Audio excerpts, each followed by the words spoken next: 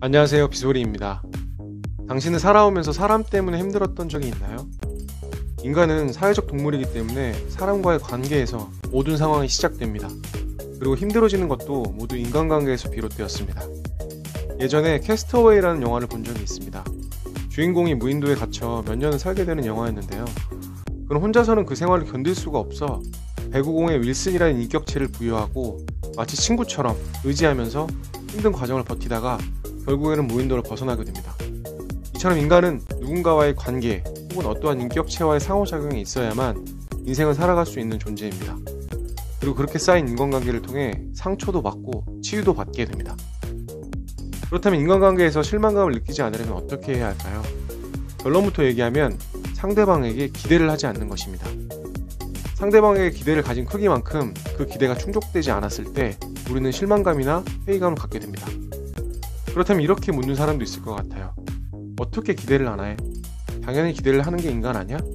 맞습니다. 기대할 수 있습니다. 그렇지만 기대한다고 관계가 좋아지진 않습니다. 그리고 기대하지 않으면 실망감도 없습니다. 그런데 만약 당신이 누군가를 처음 만나는 자리에 있다고 생각해 봅시다. 만나면서 상대에 대한 데이터가 없기 때문에 그가 무례한 장난을 하거나 기분 나쁜 말을 했을 때 어떤 생각이 드시나요? 실망감이 드시나요? 아니면 건방지다거나 앞으로 저 사람을 보지 않겠다는 감정이 드시나요? 그냥 미친놈인가 할 것입니다. 그럼 또 이렇게 얘기하는 사람도 있을 것 같습니다. 실망감을 느끼는 대상은 그런 사람들이 아니라 나와 가까운 사람들이라고. 그렇기 때문에 상황이 다르다고. 그렇습니다. 전혀 다른 상황입니다. 그렇지만 기대감이 클수록 관계는 좋아지지 않습니다. 내가 100을 줬기 때문에 100을 받아야 한다는 생각은 오히려 관계가 좋아질 수 없습니다.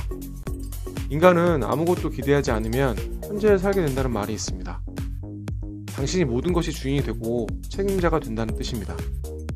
앞으로 기대를 하고 말고는 당신의 선택입니다. 그런데 만약 어떠한 상황에서도 기대하지 않는다면 실망감도 들지 않을 것입니다.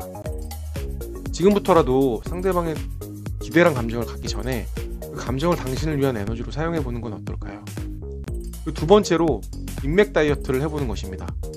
모든 사람들이 당신을 좋아해주면 좋겠지만 그 마음은 욕심입니다. 그리고 당신을 힘들게 하는 사람이 계속 힘들게 하는 경우가 많습니다. 억지로 끌고 가는 인간관계는 당신에게 어떠한 도움도 되지 않습니다. 오히려 방해만 될 뿐이죠. 이렇게 얘기하는 사람도 있을 것 같습니다. 어떻게 사람 관계를 그렇게 쉽게 얘기하냐고.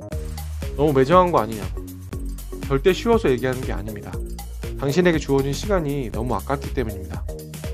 어떻게 그렇게 확신하냐고요? 제가 세상에서 가장 사랑하는 사람은 두 분입니다. 어머니와 외할머니인데요. 2017년 어머니가 돌아가셨고 2019년 외할머니가 돌아가셨습니다. 당시 너무 힘들었고 살고 싶지가 않았습니다. 그렇지만 어머니와 외할머니가 저에게 해주었던 사랑을 제 아들에게도 전해주고 싶었습니다. 그리고 힘든 과정을 겪고 가장 먼저 했던 일이 의미 없는 주변 관계를 정리한 것입니다. 왜냐하면 인생은 무한한 게 아니라 유한하다는 것을 깨달았기 때문이죠. 그리고 저를 힘들게 하는 인간관계를 정리한 덕분에 그 시간을 온전하게 나에게 쓰거나 저를 사랑해준 사람들과 함께하게 됐습니다. 영원한 건 없습니다. 그리고 당신의 시간을 의미 없는 사람한테 쓰기보단 당신에게 힘이 되는 사람들과 시간을 보내길 바랍니다. 끝까지 들어주셔서 감사합니다. 당신의 응원은 컨텐츠를 지속하는 힘이 됩니다. 구독과 좋아요 부탁드립니다. 비소리였습니다.